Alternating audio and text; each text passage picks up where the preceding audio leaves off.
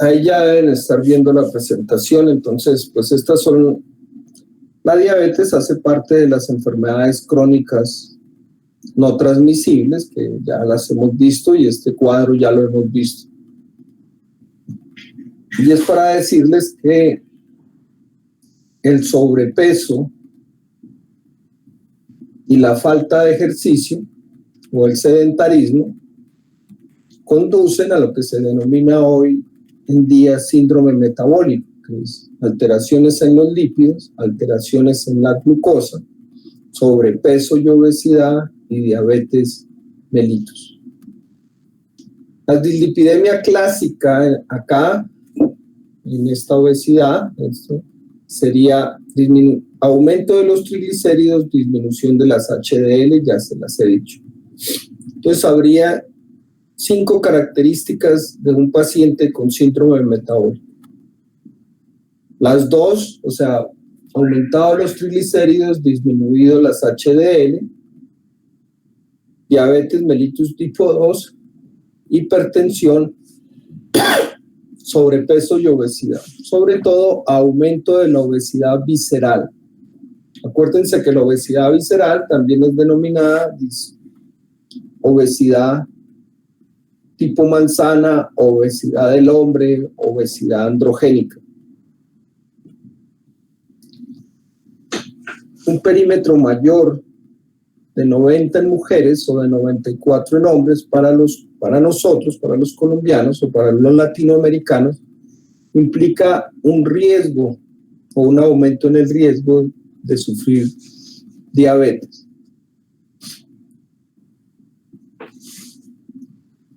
Anteriormente se decía que el perímetro de la cintura podríamos compararnos con los asiáticos, podríamos compararnos sobre todo con los asiáticos, pero obviamente no somos comparables con los asiáticos. Por eso la ALAC, o sea, la Asociación Latinoamericana de Diabetes, dio estos parámetros de 90 y 94 que ya los vamos a ver. Bueno. Todos los años, por allá en enero 6, salen las guías ADA. ADA significa Asociación Americana de Diabetes. Asociación Americana de Diabetes, y las guías ADA salen todos los 6 de enero. Lo que pasa es que en esa época, pues todo el mundo anda todavía con síndrome de villancicos o andan en síndrome de carnaval, entonces no les ponen mucho cuidado. Esta guía ADA es muy importante para ustedes porque es la que dicta la mayoría de criterios que se utilizan acá para el diagnóstico y tratamiento de la diabetes mellitus. Entonces, la guía ADA clasifica la diabetes en 4 tipos. Nosotros podríamos decir que diabetes, la sola palabra diabetes, significa sifón y hace referencia a la poliuria que tiene el paciente. Recuerden que las características de la diabetes son poliuria, polidipsia, polifagia. Ahora, si nosotros cogemos la palabra diabetes solamente, la podríamos clasificar en 2. Una diabetes insípida, en la cual no hay glucosa en la orina, y que son problemas de la ADH, de la hormona antidiurética, o sea, la hormona que concentra la orina. Si no hay ADH, no hay quien concentre la orina y entonces el paciente tiene una orina muy dilatada, o sea, tiene poliuria. Pero no tiene glucosa en esa orina, por eso es diabetes insípida. Entonces, si cogemos solo la palabra diabetes, podemos clasificarle diabetes insípida y diabetes mellitus. Diabetes insípida, un problema de la ADH, diabetes mellitus, un problema de las células beta y su principal producto, la insulina del páncreas. Ya hablando de diabetes mellitus, entonces la ADA las clasifica en estas 4 categorías. Mire que no hay tipo 3 ni tipo 4, sino tipos específicos y diabetes gestacional, que a veces uno los oye diciendo tipo 3, tipo 4, no. Anteriormente se le llamaba a la tipo 1 insulinodependiente y a la tipo 2 insulino independiente o no dependiente de insulina. Hoy en día esos términos no se usan porque en el tratamiento de ambos tipos de diabetes, en el tratamiento de las complicaciones agudas de ambos tipos de diabetes, y porque en el curso natural de la enfermedad a ambos tipos de pacientes van a necesitar insulina. Entonces ya no se usan esos términos de insulinodependiente y no insulinodependiente.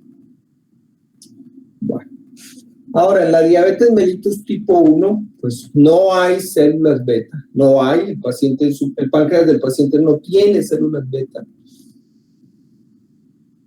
Y por lo tanto el paciente no tiene una producción de insulina, no produce insulina, no hay insulina. Y entonces el tratamiento pues, es el reemplazo de la insulina.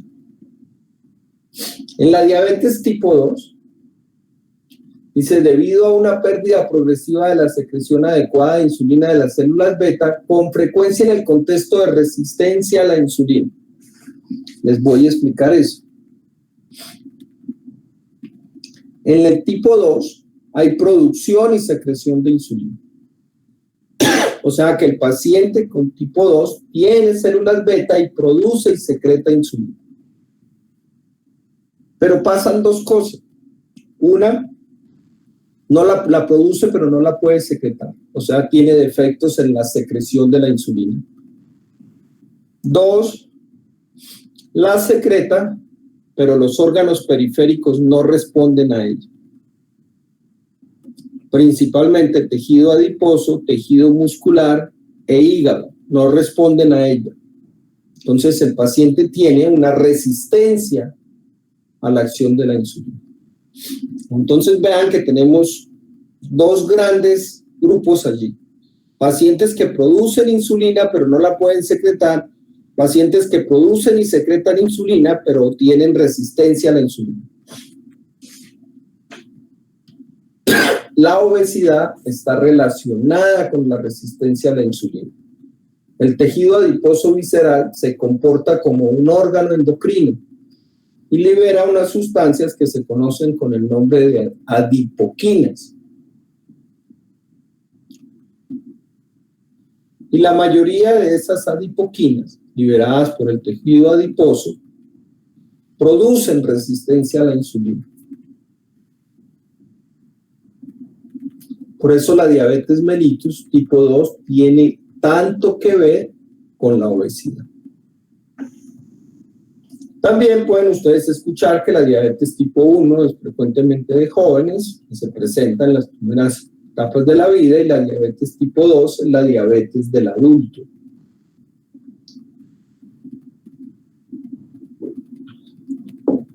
O sea que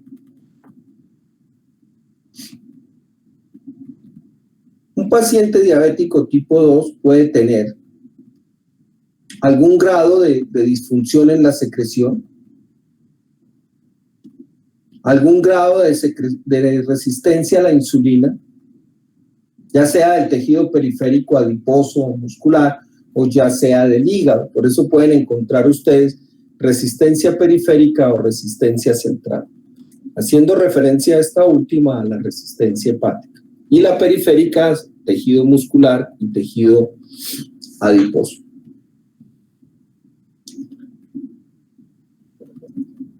O puede tener ambas. Entonces prácticamente no hay dos pacientes tipo 2 iguales. Por eso la definición, o una de las definiciones, dice grados variables de defectos en la secreción con grados variables de resistencia a la insulina. Pues un paciente puede tener 30% del uno y 70% del otro, y otro paciente puede tener 50 y 50, y el otro puede tener 20 y 80, grados variables de resistencia con grados variables de defectos en la secreción. Y en esa resistencia, pues también puede tener grados variables entre resistencia periférica y resistencia hepática. Entonces hay varias formas de definir la diabetes tipo 2. Es la diabetes del adulto, hay secreción de insulina, pero hay producción de insulina, pero por alguna razón o no la puede secretar o hay resistencia a la insulina. La resistencia a la insulina puede ser de dos tipos, periférica o hepática. Y todos los pacientes pues, tienen grados variables de estos defectos. Luego siguen los tipos específicos de diabetes. Aquí en este literal, en esta clasificación, están todas las diabetes o todos los pacientes con diabetes que tienen una causa. Por ejemplo, tuvieron una pancreatitis que afectó su páncreas, su producción de insulina y se convirtieron en diabetes. O, por ejemplo, pacientes que toman glucocorticoides o toman betabloqueantes o toman diuréticos y ese medicamento les causa diabetes. Algunas enfermedades genéticas, como por ejemplo Down, Klinefelter, síndrome de Turner, cursan con diabetes. Algunos defectos genéticos en factores de transcripción producen lo que ustedes ya van a ver en medicina interna como MODIS, diabetes del adulto que aparecen en el joven. Todos esos, por ejemplo, la acromegalia, puede cursar con diabetes, o sea, algunas enfermedades virales pueden cursar con diabetes. Entonces, todas esas diabetes secundarias A o debido a vienen en esta clasificación, tipos específicos de diabetes. Entonces, lo podríamos llamar diabetes a causa D. Y por último está la diabetes gestacional, que es la diabetes diagnosticada en el segundo o tercer trimestre del embarazo, que no era claramente una diabetes antes de la gestación, porque si la paciente era diabética y quedó embarazada, pues es una diabética embarazada. Esta persona no tenía diabetes, no tenía problemas con su glucosa sanguínea y en el segundo o tercer trimestre de la gestación tuvo problemas con el azúcar y fue diagnosticada como una diabetes gestacional.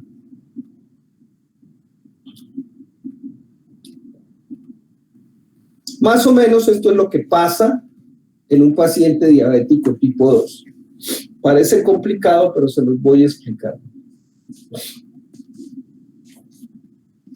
La mala alimentación y el sedentarismo lleva a obesidad y la obesidad lleva a obesidad visceral, depósitos viscerales. Y eso lleva a la disminución de la adiponectina y al aumento del factor de necrosis tumoral, de la interleuquina 6, de la angiotensina 2, de la proteína C reactiva, de la resistina, de la leptina. Estas son adipoquinas, leptina, resistina, adiponectina. Entonces miren que el paciente obeso tiene una inflamación, miren, un estado inflamatorio, factor de necrosis tumoral, interleuquina 6, proteína C reactiva, marcadores de inflamación. Este paciente obeso tiene aumentada la lipólisis, o sea, la salida de ácidos grasos libres desde los depósitos hacia el torrente sanguíneo. Obviamente tiene aumentadas las concentraciones plasmáticas de ácidos grasos libres. Y esos ácidos grasos libres producen esteatosis hepática, producen dislipidemias, producen hígado graso no alcohólico. Pero además son secretagogos potentes, o sea, hacen que las células beta produzcan y liberen más insulina. Por eso en esos pacientes obesos hay una hiperinsulinemia. Y ese sobretrabajo de las células beta lleva al colapso, a la muerte y a la diabetes mellitus tipo 2. Pero además los ácidos grasos libres hacen que el hígado, bueno, la insulina que hace en el hígado, La insulina lo que hace en el hígado es frenar la producción de glucosa. El hígado produce glucosa por dos vías.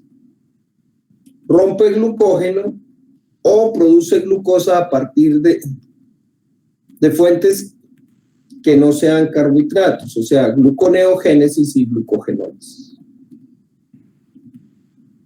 Pero si hay glucosa en sangre, pues el hígado deja de producirla.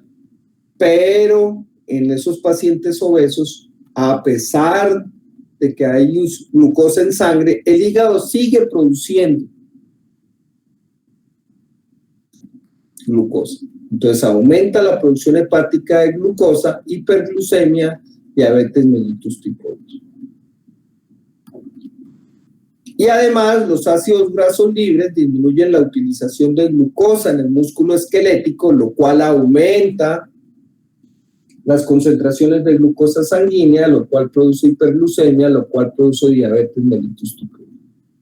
Entonces miren ustedes en este cuadro que cuando nos hablan de diabetes uno, un problema en la glucosa. Sí, es un problema en la glucosa, en los niveles de glucosa sanguínea. Es un problema de la insulina. Sí, es un problema de la insulina. Pero miren que este cuadro les dice a ustedes que todo el cuadro de la diabetes mellitus tipo 2 se originó por la obesidad, por la inflamación que produce la obesidad, por las adipoquinas que produce ese tejido adiposo, por el aumento de los ácidos grasos. En este momento no estamos hablando en ningún momento de insulina ni de glucosa, por aumento de las concentraciones de ácidos grasos libres en plasma, y que ese aumento de ácidos grasos libres en plasma nos produce un aumento en la producción de insulina, un aumento en la producción hepática de glucosa y una disminución de la utilización de glucosa por el músculo esquelético. ¿Ven? Entonces, por eso la diabetes mellitus tipo 2 tiene tanta relación con la obesidad, porque es la obesidad la que genera la resistencia a la insulina.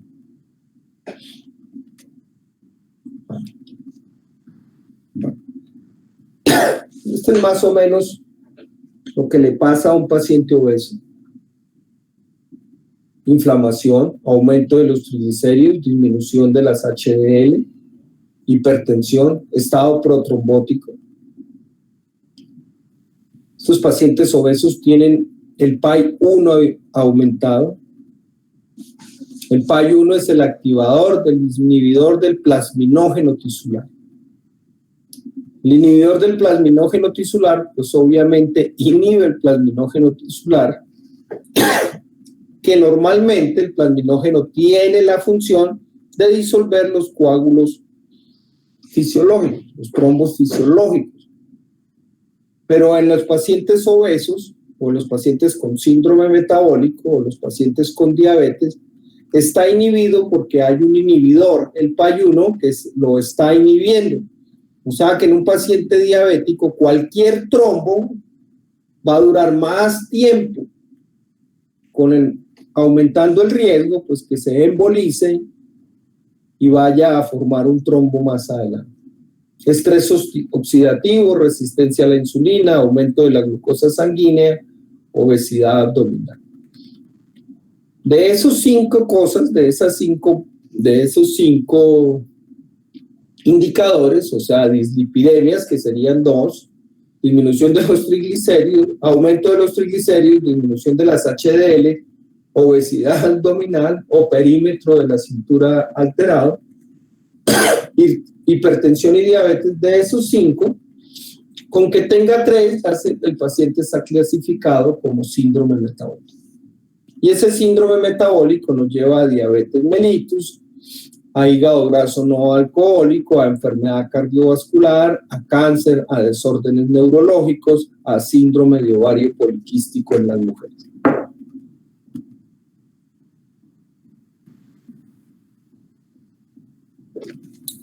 Generalmente, en un paciente normal, o sea, en todos ustedes, la insulina actuando en el hipotálamo, sobre todo en el núcleo AR4, lo que hace es disminuir el apetito y aumentar la saciedad.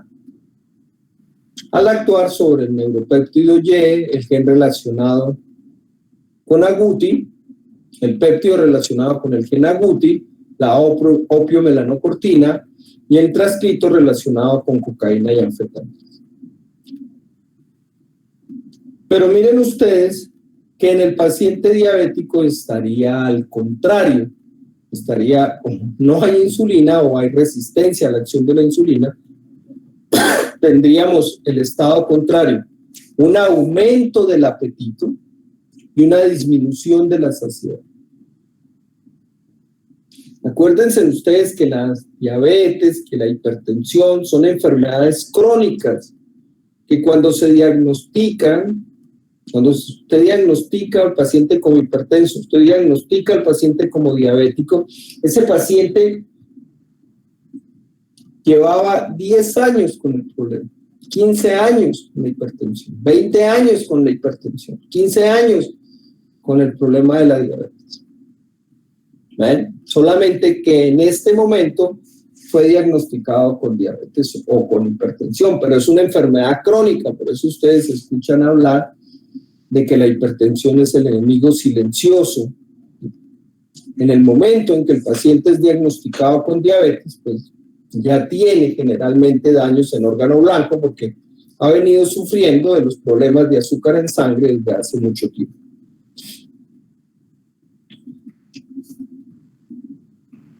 Bueno, esto es más o menos lo mismo: el hígado, marcadores inflamatorios, tejido adiposo visceral, adipoquinas, inflamación, citoquinas, dislipidemias, hipertensión, resistencia a la insulina, aterosclerosis, complicaciones cardiovasculares, esteatosis alcohólica hepática no alcohólica o esteatohepatitis no alcohólica que nos lleva a cirrosis y nos puede llevar a cáncer hepático.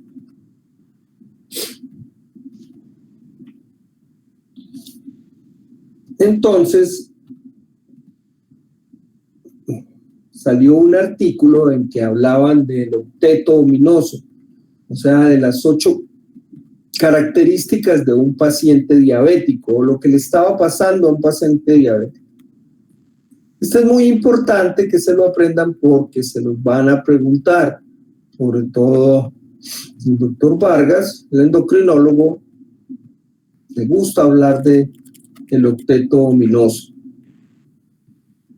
Entonces, se dice que en una familia donde los padres son obesos, donde hay, pues obviamente los niños van a ser obesos, las mascotas van a ser obesas, todo el mundo en la casa va a ser obeso.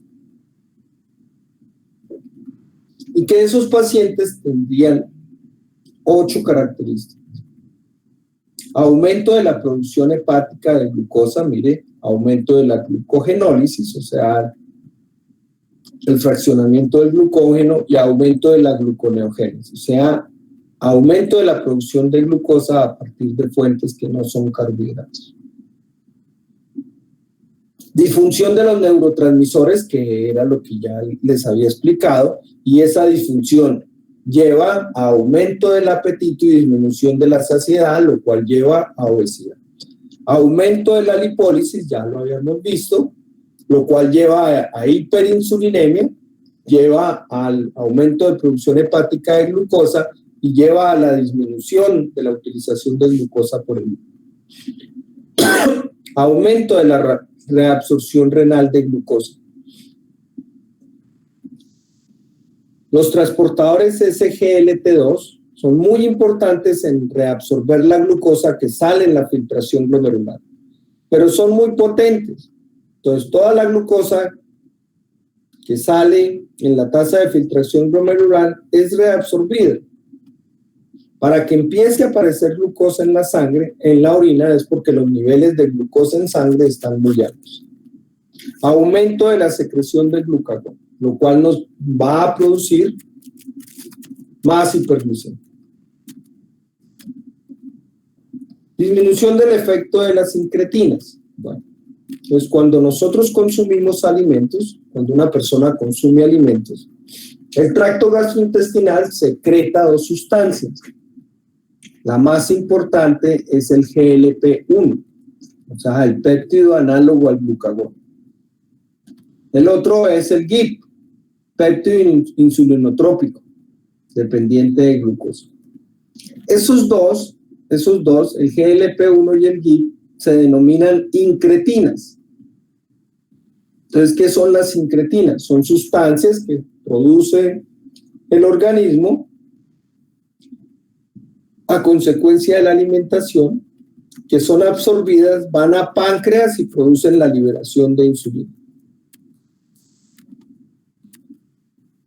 Entonces, no solo el alimento, no solo la glucosa en sangre produce la liberación de insulina, sino que el tracto gastrointestinal se encarga de producir sustancias denominadas incretinas que van al páncreas y hacen que se libere insulina. En el paciente diabético, entonces, hay un defecto o una disminución en la acción de las insulinas, una disminución del consumo de glucosa muscular de glucosa y una disminución en la secreción de insulina. Aquí está el octeto ominoso. Ahora habría que preguntarse si estos son causa o consecuencia de la diabetes. Pero son 8 cosas, 8 fisiopatologías que le están ocurriendo al paciente obeso que lo van a llevar a ser un paciente diabético tipo 2.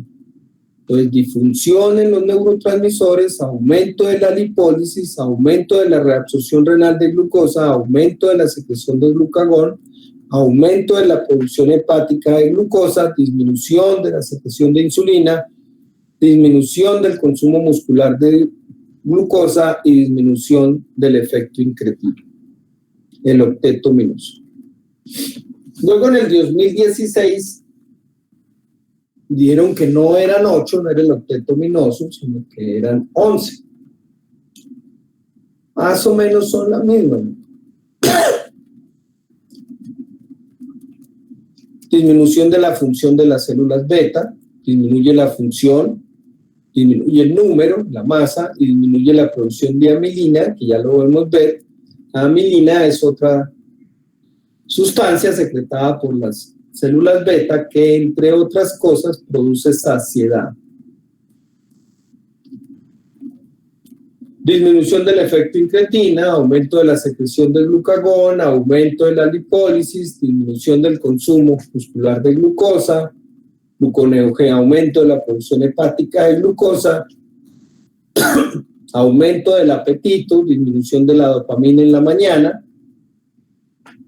Por eso en los tratamientos más nuevos hablan de la bromocriptina, un agonista de la dopamina en el tratamiento de la diabetes, aunque las guías aún no lo recogen.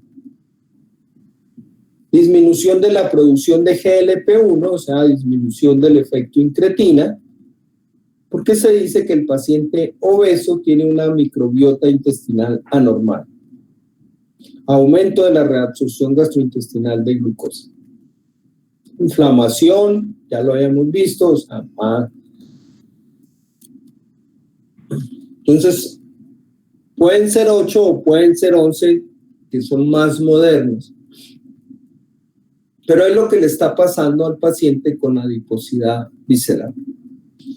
¿Quiénes son más obesos, los hombres o las mujeres? Pues las encuestas o los estudios dicen que la mujer tiene un mayor grado de obesidad en el hombre. Con una ventaja, pues que la mujer, por los estrógenos, su obesidad es tipo pera, y solamente con la menopausia o con las gestaciones, con la maternidad, adquieren la obesidad visceral. Bueno. Esto es lo que hace la insulina, y esto es lo que no se hace en el paciente diabético. En un paciente diabético, como no hay insulina, no pasa esto. Este es un paciente normal. Mire que en el hígado frena la gluconeogénesis y frena la glucogenólisis. Y frena la producción de cuerpos cetónicos. Aumenta la síntesis de glucógeno, aumenta la síntesis de triglicéridos. Pero miren que en el paciente diabético esto no funciona así, y entonces en el paciente diabético lo que hace el hígado es seguir y seguir y seguir produciendo glucosa, sacar glucosa a la sangre y aumentar la hiperglucemia. Ya sabemos que en el músculo la insulina estimula la utilización de glucosa por parte del hígado, pero en el paciente diabético, al no haber insulina o al haber una resistencia a la insulina, pues el músculo disminuye su consumo de glucosa, lo que hace que la glucosa en sangre aumente. Y en el tejido graso, la insulina disminuye la lipólisis, lo que hace que disminuyan los ácidos grasos en plasma. En el paciente diabético, como vimos, está aumentada la lipólisis y aumentados los ácidos grasos en plasma. Esta tos me va a matar. Bueno, esto es lo que le pasa a un paciente que va a ser diabético. Digamos que ese paciente que va a ser diabético nació con el 100% de las células beta.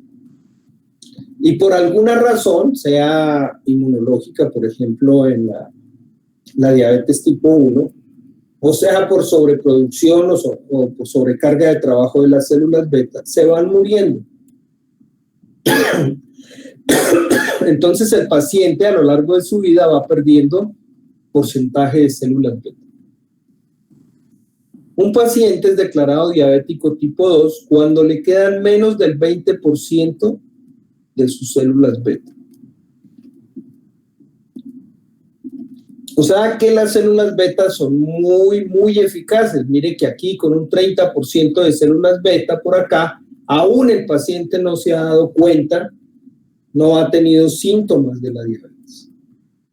¿Por qué? Porque ese 30% de células beta que le quedan son capaces de mantenerlo compensado. Pero miren que por acá, digamos, ya tiene el 25 o el 30% de células beta nomás, ya ha perdido el 70% de sus células beta, la mayoría de sus células beta, pues está muy cerca aquí, ya el páncreas está haciendo los últimos intentos por compensar, por mantenerlo compensado.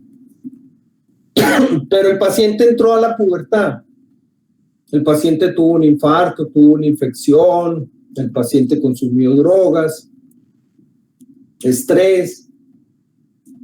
Eso hizo que el organismo pidiera al páncreas más insulina, por ejemplo en una infección o en un infarto. Necesito más insulina, pero el páncreas no puede producir más insulina porque ya le quedan poquitas células beta, un porcentaje muy pequeño. Entonces, ¿qué le pasa al paciente? Se desequilibra, se descompensa. Ya esta descompensación se le llama complicación aguda de la diabetes. Y esas complicaciones agudas de la diabetes, la primera manifestación de la diabetes, son la cetoacidosis diabética y el coma hiperosmolar. Cetoacidosis diabética más frecuente en pacientes tipo 1, cetoacidosis. Coma hiperosmolar más frecuente en pacientes tipo 2. No todos los pacientes hacen esa complicación aguda. No todos los pacientes lo hacen. No es, sí es frecuente, pero no todos lo hacen. Bueno, entonces este paciente llega al hospital porque se descompensó, llega, por ejemplo, acidótico, llega deshidratado, tiene una complicación aguda de la diabetes. En el hospital, ¿qué le van a dar? Pues el tratamiento base de las dos descompensaciones agudas son la hidratación y la insulina. Entonces el paciente llegó al hospital descompensado, en el hospital lo compensaron, mire, volvió a su estado basal y dura un tiempo hasta que realmente pierde el otro porcentaje de células beta y es declarado como paciente diabético. A ese periodo, a ese corto periodo, que pueden ser 2 años, por ejemplo, en que el paciente fue compensado y se mantuvo compensado hasta que ya fue declarado paciente diabético, se le conoce como periodo de luna de miel. Entonces es el paciente, es el lapso que va desde la complicación aguda de la diabetes y la declaración como diabético de ese paciente. Algunos pacientes requieren dosis pequeñas de insulina y otros pacientes no requieren insulina en ese periodo de luna de miel. Acuérdense que no todos los pacientes lo presentan, porque los pacientes que lo presentan tendrían la ventaja de que fueron descubiertos cuando le queda el 30 o el 40% de células beta, mientras que estos pacientes ya son descubiertos cuando les queda el 15 o el 10% de las células beta. ¿Ven? Aquí habría más posibilidad de que con el tratamiento se salven un mayor porcentaje de células beta. Acuérdense siempre de este periodo de luna de miel, que de pronto se los preguntan por allí y no vayan a decir algo romántico de ello.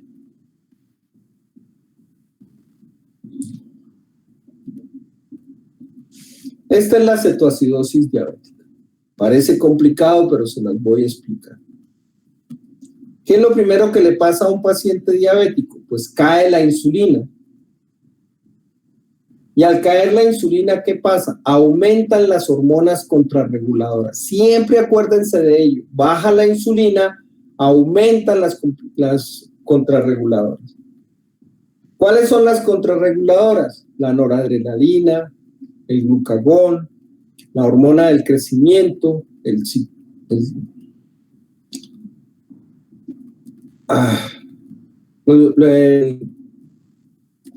la suprarrenal, el cortisol, qué pena. Glucagón, cortisol, hormona del crecimiento, noradrenalina. Entonces, ese es el estado base para que se presenten las complicaciones. Caída de la insulina, aumento de las contrarreguladoras.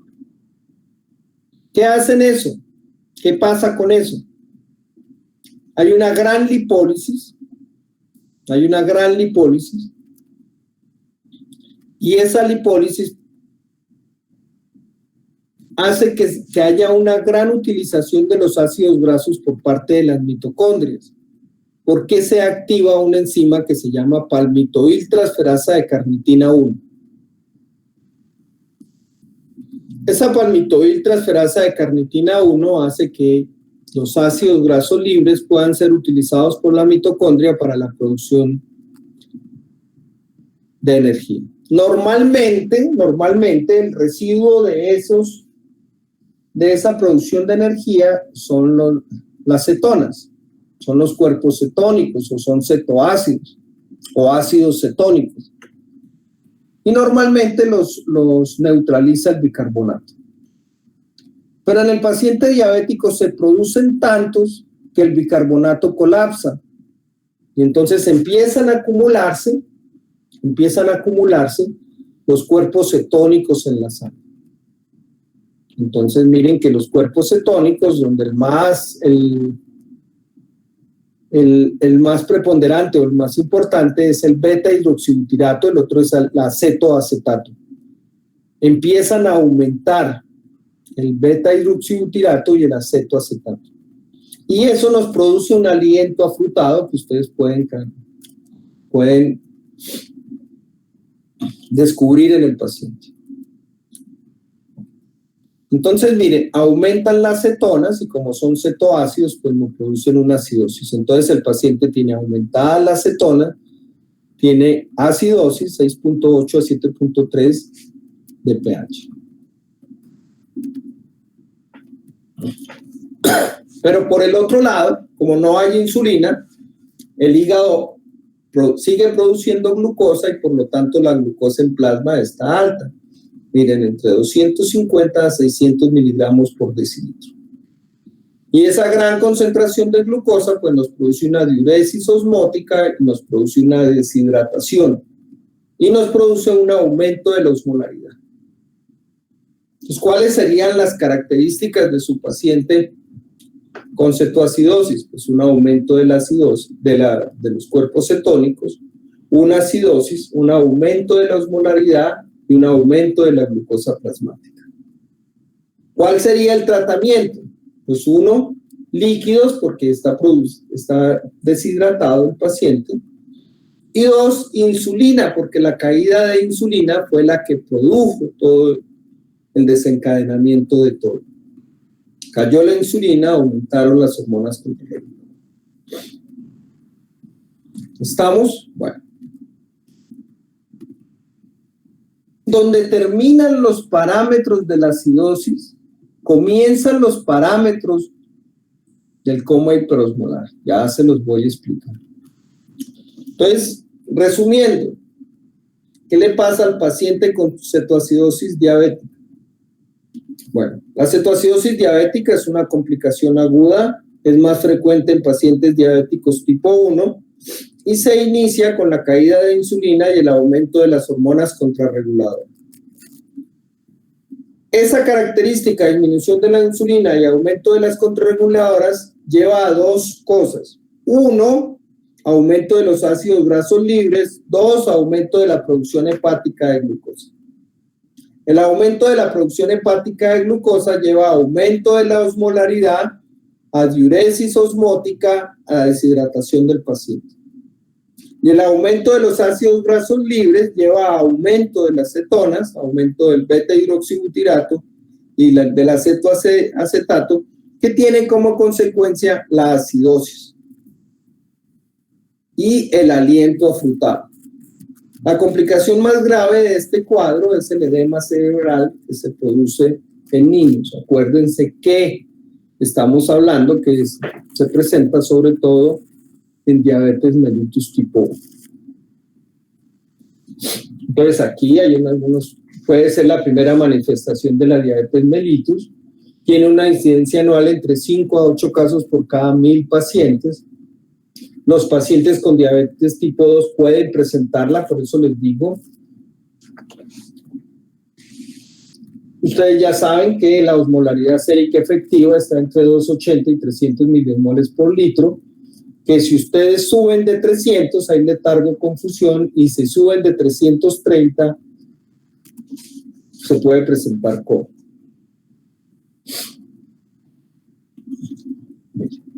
Este es un paciente diabético tipo 2. El paciente diabético tipo 2 siempre anda allí como al borde de la deshidratación, porque tiene poliuria y debe tener polidipsia para compensar.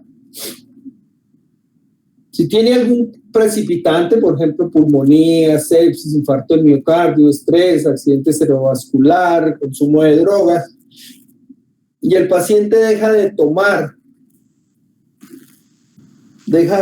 líquidos, deja de tomar agua, pues el paciente se deshidrata muy fácilmente. Y entonces, miren, el paciente llega con una glucosa en plasma entre 600 y 1200. Miren el del paciente con acidosis, entre 250 a 600. Entonces, para que se los aprendan, la cetoacidosis va de 250 a 600 y el coma hiperosmolar va de 600 a 1200. Y una osmolaridad entre 330 y 380. Mírenla acá. Entre 300 y 320 viene la de la cetoacidosis.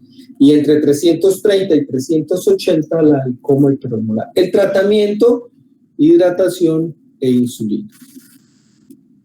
Esas dos que les he mostrado, que les he explicado, se llaman complicaciones agudas de la diabetes.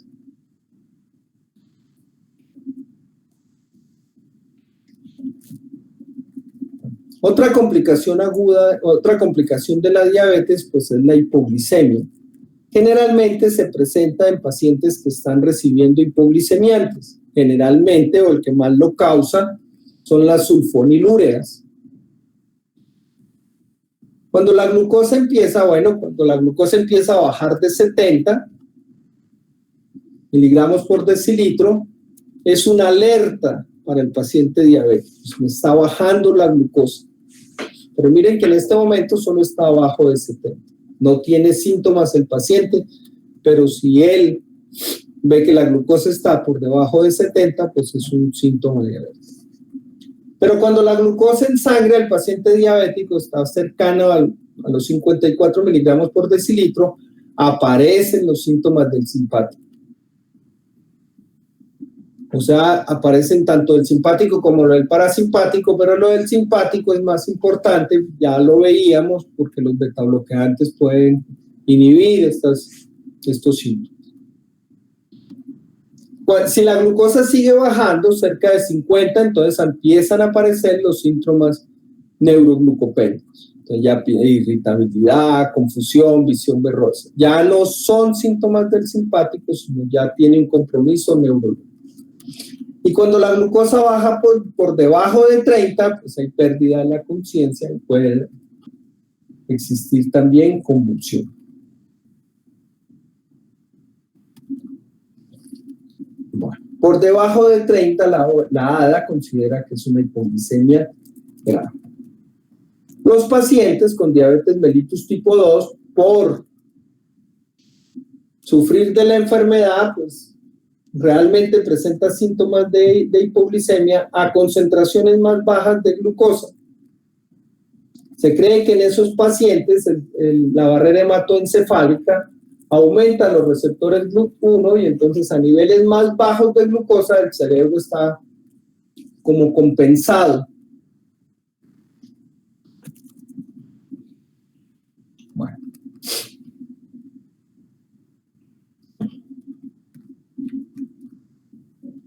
Ahora, ¿qué hay que hacer en un paciente con hipoglicemia? Entonces, para la mayoría de los casos, la ingestión de 15 gramos de carbohidratos es suficiente para revertir la hipoglicemia.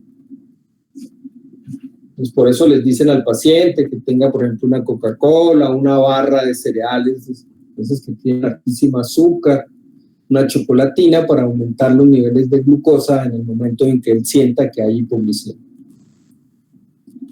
Debe subir la glicemia a 100 y irla monitoreando cada hora para ver cómo va. En el hospital lo que hacen es administrar 50 ml de glucosa al 50% en bolo intravenoso. El otro tratamiento para la hipoglicemia es el glucagón.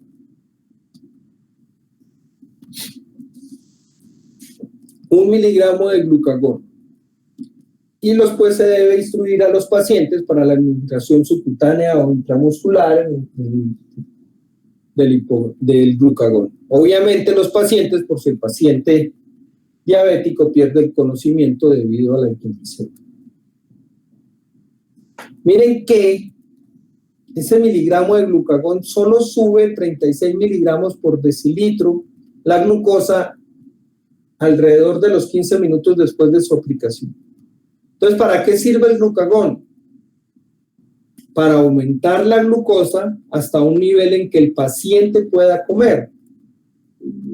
¿Ven? No lo va a sacar de la hipoglicemia como tal, pero lo va a llevar a un estado en que el paciente ya puede resolver la hipoglicemia consumiendo carbohidratos. El glucagón está contraindicado cuando el paciente, la causa de la hipoglicemia son las sulfonilureas.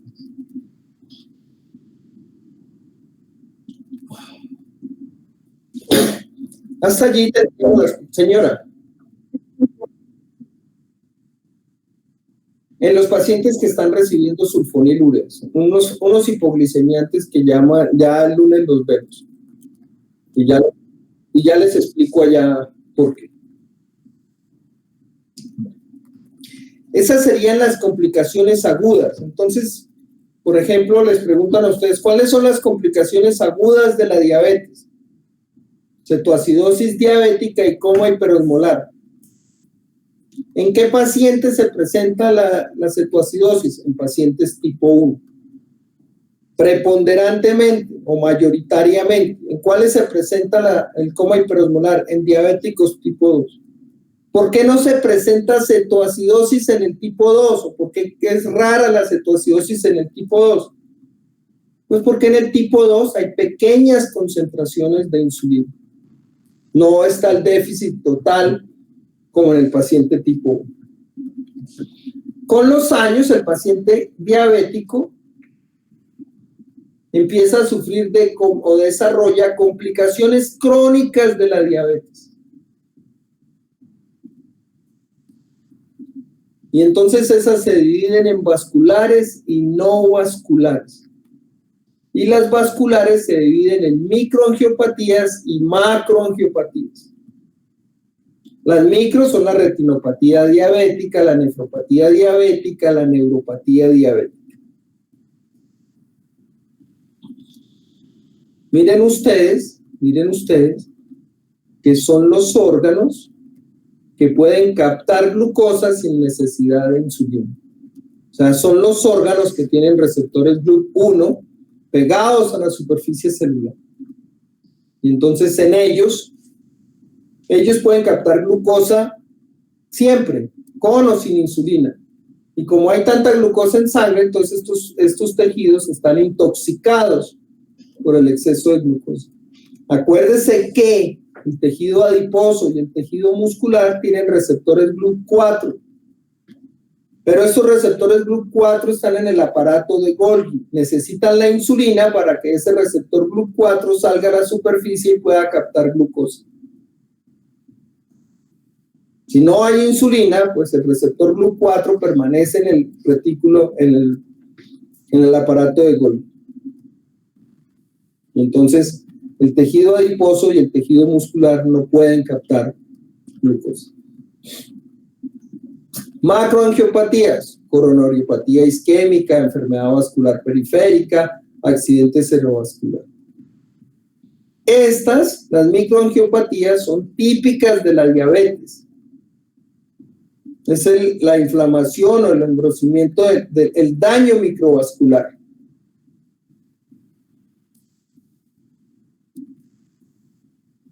Ese daño microvascular lo que produce es un engrosamiento de las membranas basales y a un daño por hipoxia de esos microcapilares. Y es típico de la diabetes, las microangiopatías. Mientras que las macroangiopatías son la consecuencia de la aterosclerosis del paciente diabético.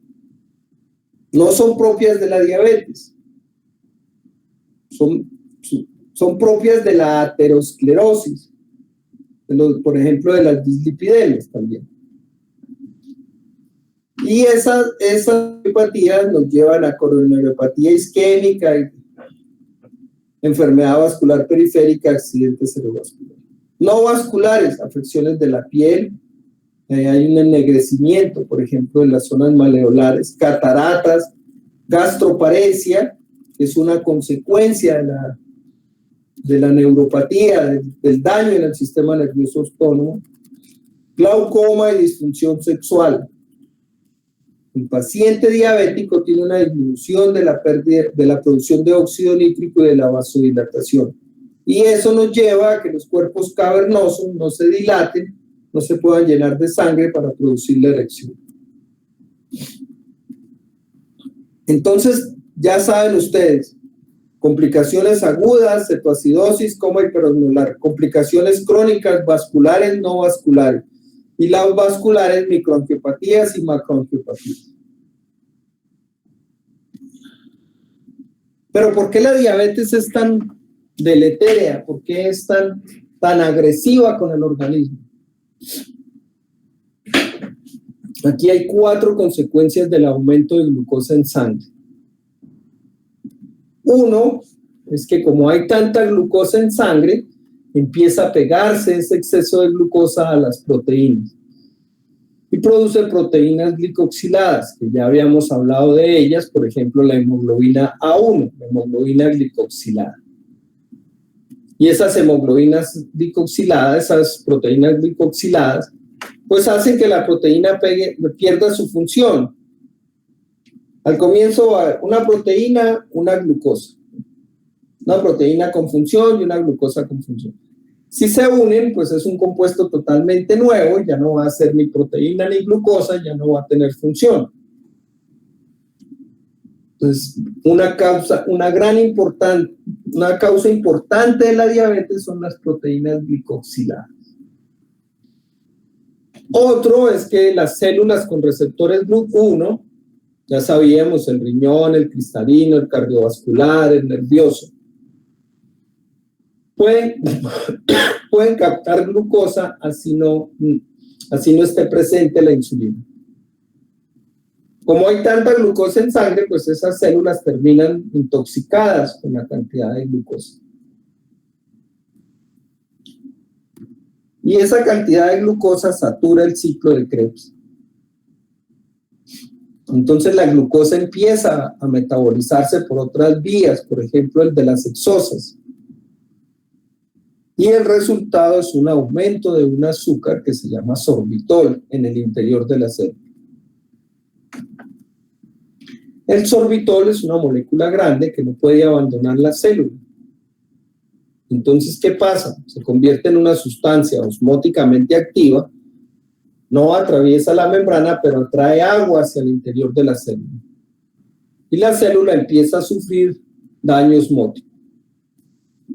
Las otras dos vías, el aumento de la vía del diacilglicerol y la proteincinasa C, es la responsable, por ejemplo, de la disminución del óxido nítrico, la disminución de la vasodilatación, la hipertrofia del ventrículo izquierdo.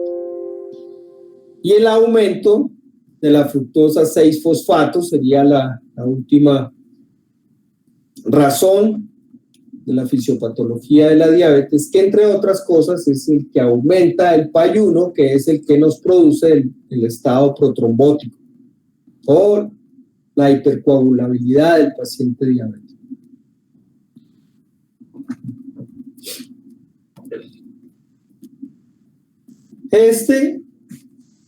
Pues no tenemos por qué verlo ahorita, pero es una característica de las 9 características del paciente diabético y los fármacos que disminuyen esa fisiopatología. Entonces, por ejemplo, la disminución del efecto incretina, pues tenemos los análogos del GLP-1 y los inhibidores de la dipeptidasa 4. Pero dejemos esta diapositiva para explicársela en la siguiente clase cuando veamos tratamiento. Estos son algunos medicamentos que se utilizan en el tratamiento de la obesidad. No son fármacos para tratar la diabetes, no son fármacos en el tratamiento de la diabetes, pero los coloqué aquí porque son fármacos en el tratamiento de la obesidad, y la obesidad es un gran problema que nos lleva a las enfermedades crónicas muy crónicas. De aquí, el más utilizado aquí es el Orlistat y la liraglutide, ya los vamos a ver. El Orlistat es un fármaco que inhibe la absorción de grasas, su nombre comercial es Xenical, no sé si ya habíamos hablado de pronto por allí.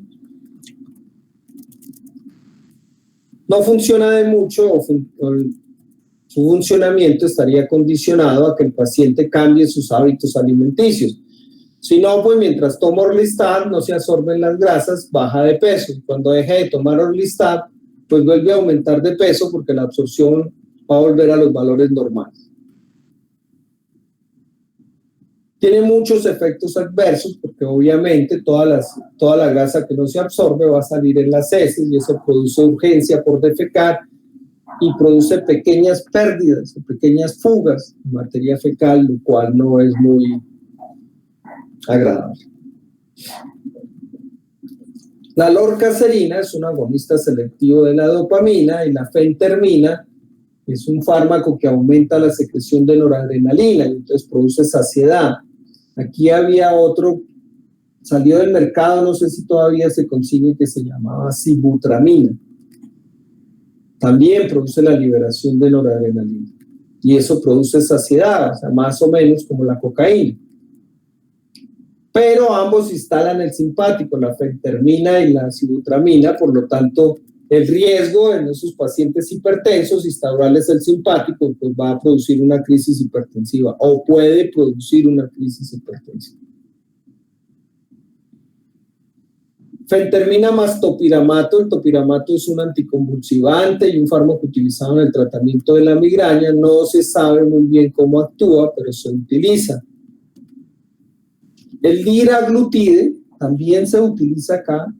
El liraglutide lo vamos a ver.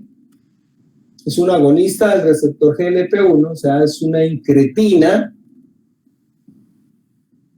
que se ha demostrado que produce la pérdida de peso. O sea, que esos dos serían los más utilizados acá. Y naltrexona, bupropión también. Acuérdense que el bupropión se utilizaba, por ejemplo, para dejar de fumar. Y la naltrexona, pues, es un antagonista de los opioides.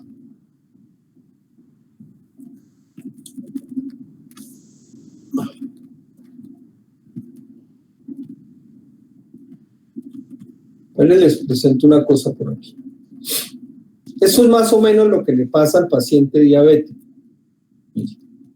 Al comienzo, la secreción de insulina y la glucosa sanguínea son normal. En este momento, ustedes todos estarían aquí en el cuadro 1.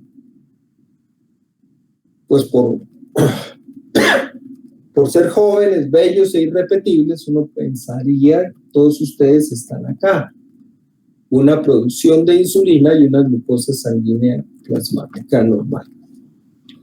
En el segundo episodio hay una resistencia a la insulina y por lo tanto lo que hace el organismo es aumentar la producción de insulina para mantener la glucosa en valores normales. Con la evolución de la resistencia a la insulina, pues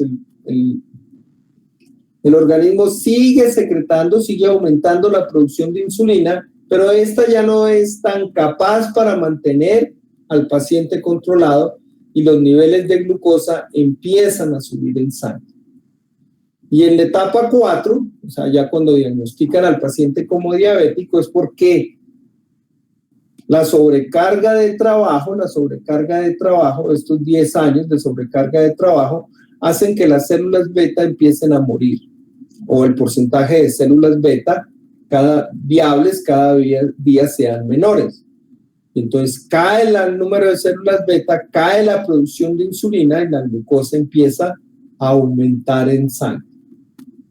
Es hiperglicemia, diabetes mellitus tipo 2.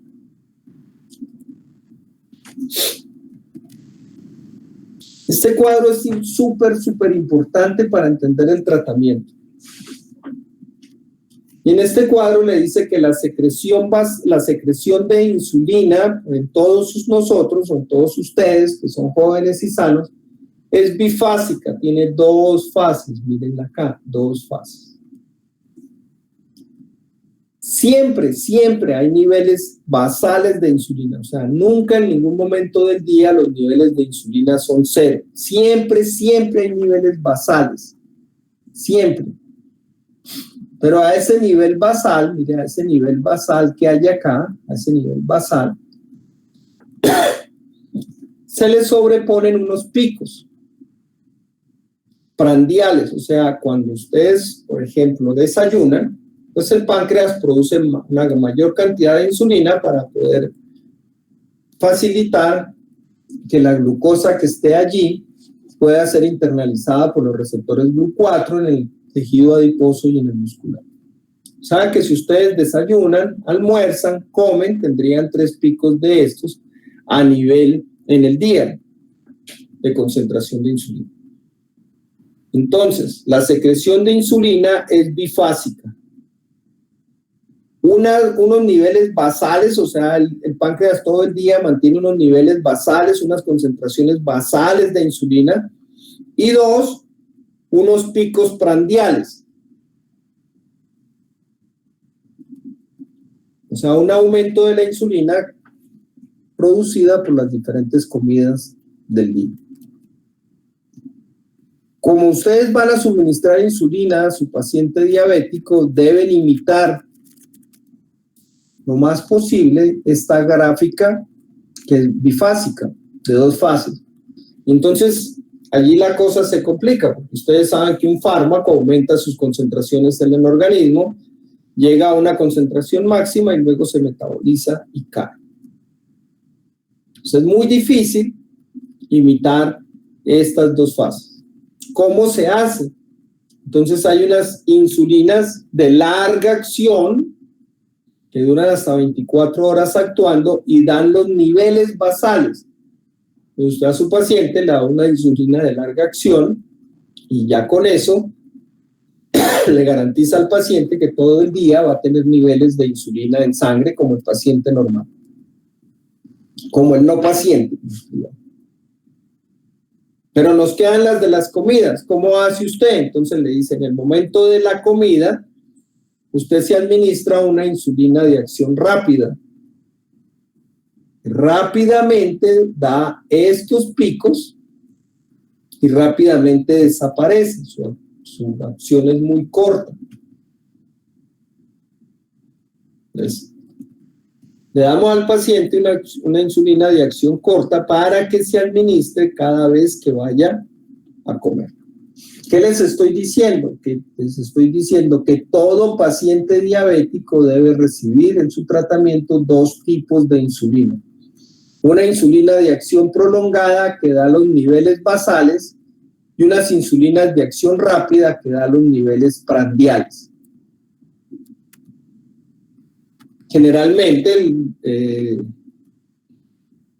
digamos, un paciente necesita 20 unidades de insulina al día. 10 van a ser de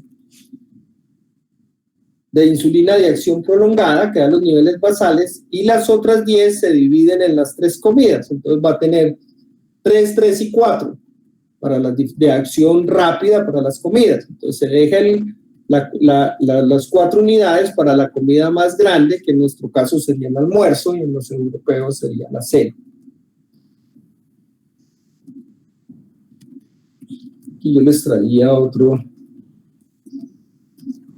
esquema aquí. Mírenlo acá.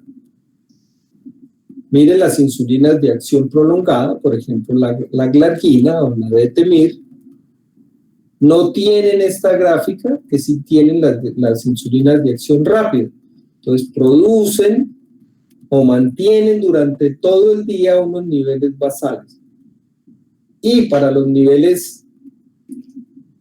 los picos prandiales se utilizan listroglucina o aspar, insulinas de acción corta. Ven acá, al ir aumentando la vida media de las diferentes insulinas, vamos teniendo más una meseta que nos produce los niveles basales. Y las de insulina de acción rápida, vean ustedes que darían los picos que necesita el paciente cuando ingiere alimentos. Entonces, resumiendo lo que acabamos de ver, nosotros podríamos decir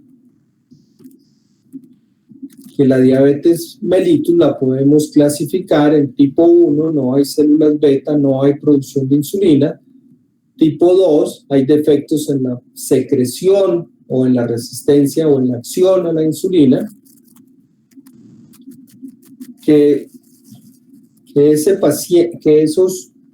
esa diabetes depende sobre todo de la obesidad, que nos produce un aumento de ácidos grasos libres, que nos van a llevar a una sobreproducción de insulina, a una disminución de la acción de la insulina en el hígado, lo que nos produce un aumento de la producción de glucosa hepática y una disminución del consumo de glucosa por parte del músculo. Que un paciente diabético es declarado diabético cuando le quedan menos del 20% de sus células beta. Que las complicaciones agudas de la diabetes son la cetoacidosis diabética, más frecuente en pacientes tipo 1, y el coma hiperosmolar, más frecuente en pacientes tipo 2. La cetoacidosis diabética se presenta por una caída de insulina y un aumento de las hormonas contrarreguladoras, glucagón, noradrenalina, cortisol, hormona del crecimiento. ¿Qué es lo que pasa? Es que ese desbalance produce un aumento de los ácidos grasos libres, lo cual produce un aumento de su utilización en las mitocondrias, lo cual produce un aumento de los cuerpos cetónicos, lo cual produce cetoacidosis. Y a ellos y a ellos se les suma la hiperglucemia mantenida por el hígado o producida por el hígado, lo cual produce diuresis osmótica y aumento de la osmolaridad y deshidratación. Y en el coma hiperosmolar es un paciente diabético tipo 2, enfermo, deshidratado, con un aumento de la osmolaridad, con una deshidratación, con una caída de la insulina, con unos parámetros muchísimo más graves que la cetoacidosis diabética. Por ejemplo, la glicemia va entre 600 a 1200, o sea, donde terminan los niveles de cetoacidosis, empiezan los niveles del coma hiperosmolar. El tratamiento de las complicaciones agudas, insulina e hidratación. Que los pacientes con diabetes mellitus tipo 2 tienen una serie de características que han sido clasificadas como el octeto o como las 9 características del paciente diabético, en las cuales están los problemas renales, los problemas hepáticos, la disfunción de los neurotransmisores, la disminución de la acción de las incretinas. Que la secreción de la insulina en el organismo es bifásica, con una primera fase que mantiene los niveles basales durante todo el día y una segunda fase o una fase prandial que nos da los picos de insulina que necesita el paciente para poder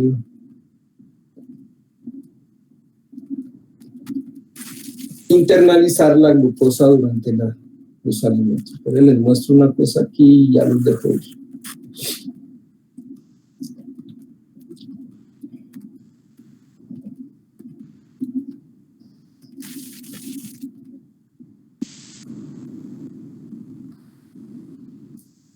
Estos son los criterios para el diagnóstico de diabetes. Los criterios son una hemoglobina glicosilada mayor o igual a 6.5. Entre 5.7 y 6.4 es un riesgo aumentado de diabetes, o ustedes lo pueden escuchar por allí también, prediabético, un estado prediabético. Y por debajo de 5.7 es normal. Todos tenemos hemoglobina glicosilada en sangre. Ella tiene que ver, por ejemplo, con la presbicia y algunas consecuencias del envejecimiento, pero por debajo de 5.7. Entre 5.7 y 6.4, riesgo aumentado de diabetes. Y por encima de 6.5, diabetes.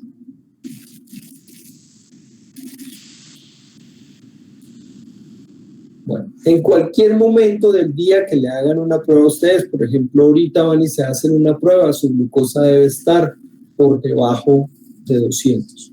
Por encima de 200, en cualquier momento del día, mi paciente es diabético. Ahora, una glucosa en sangre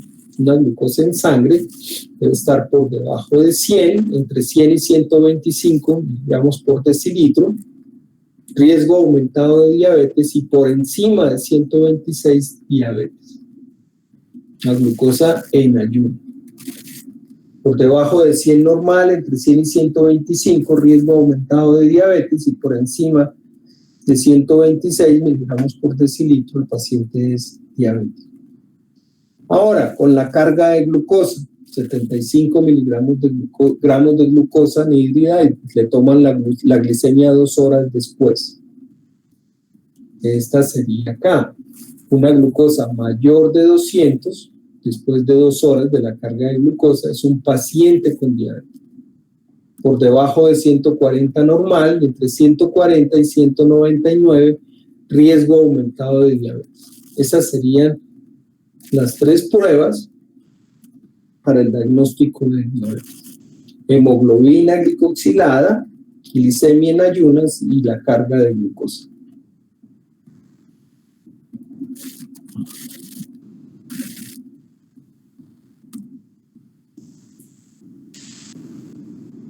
¿Tienen alguna pregunta sobre la fisiopatología de la diabetes? ¿Tienen alguna inquietud?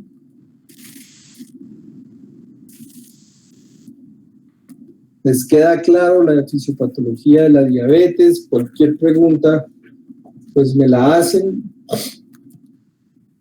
Nos veríamos el lunes a las 7 de la mañana para ver el tratamiento de la diabetes. No lo quise meter hoy para no tenerlos más tiempo acá y para no meterles tanta tema en una clase, porque la fisiopatología de la diabetes es muy extensa, como para encima de todo ponernos a hablar de los fármacos. Ahora veo que de pronto habría podido incluir una parte del tratamiento, pero dejémoslo así, ya quedó así, dejémoslo así y luego miramos el tratamiento. Bueno, ojalá les vaya muy bien mañana, que estudien y aprendan muchísimo. Bueno, feliz día. Gracias, profe. Muchas gracias, profe.